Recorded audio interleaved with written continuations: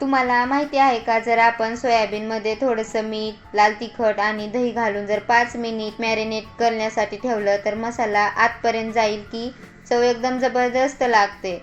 नमस्कार, मी आहे Vishakha. VS health food चॅनलमध्ये आपलं स्वागत आहे. तर आज आपण बनवूया घरच्या घरी हॉटेलसारखी सोयाबीन मसाला. एकदम जबरदस्त अशी चव लागते. चला तर आता आपण त्यासाठी लागणारे साहित्य पाहूया. गरम पाणी करून घेतलं आहे, त्यामध्ये 1 पॅकेट सोयाबीन टाकून घेऊया. छान असं 10 मिनिट आपल्याला सोयाबीन भिजत घालायचं आहे. नंतर 10 मिनिटाच्या नंतर आपल्याला सोयाबीन काढून घ्यायचं आहे. छान असं त्यामधलं एक्स्ट्रा पाणी काढून घ्यायचं आहे.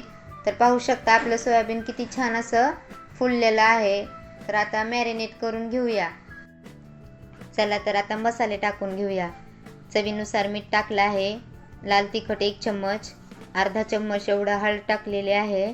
धनिया पावडर 1 चम्मच, गरम मसाला 1 चम्मच टाकलेला आहे आणि 2 चम्मच एवढं आपल्याला त्यामध्ये दही ॲड करायचं आहे.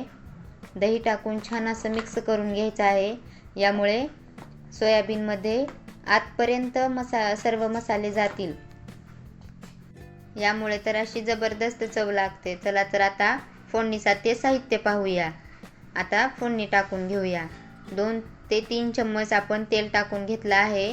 तेल छान असं गरम झालं की त्यामध्ये 1 चम्मच जिरे टाकून घेतले आहे. जिरे किंवा मोहरी टाकून घेऊया. नंतर त्याच्यामध्ये छान असा बारीक चिरलेला कांदा टाकून घ्यायचा आहे. कांदा ब्राऊन झाला की त्याच्यामध्ये अद्रक आणि लसूण टाकून छान असं परतून घ्यायचं आहे. नंतर आपण टोमॅटोची प्युरी टाकून घेऊया. कच्च्या टोमॅटोची प्युरी आहे ते आपण टाकून त्याला छान असं मिक्स करून घेऊया. छान असं तेल सुटल्यावर आता मसाले टाकून घ्यायचे आहेत. 1 चम्मच लाल तिखट, थोडीशी हळदी, 1 चम्मच धना पावडर आणि चवीनुसार मीठ. मीठ आपण अगोदरही टाकलेलं आहे, त्याच्यामुळे आपण मीठ हिशोबानंच टाकूया आणि छान असं मिक्स करून घेऊया. नंतर आपण त्याला तेल सुटेपर्यंत मसाला परतल्यावर थोडंसं पाणी टाकून त्याला छान असं मसाला शिजवून घ्यायचा आहे. त्यामुळे जबरदस्त अशी चव लागते आणि सर्व मसाले ग्रेव्हीमध्ये उतरतात. आता आपण ग्रेव्हीमध्ये पूर्णपणे पाणी आटलेलं आहे आणि तेलही छान असं सुटलेलं आहे. पाहू शकता किती छान असं तेल सुटलेलं आहे ग्रेव्हीमधून. तर आता आपण टाकून घेऊया मॅरिनेट केलेला सोयाबीन. आता आपण त्याच्यामध्ये टाकून घ्यायचं आहे.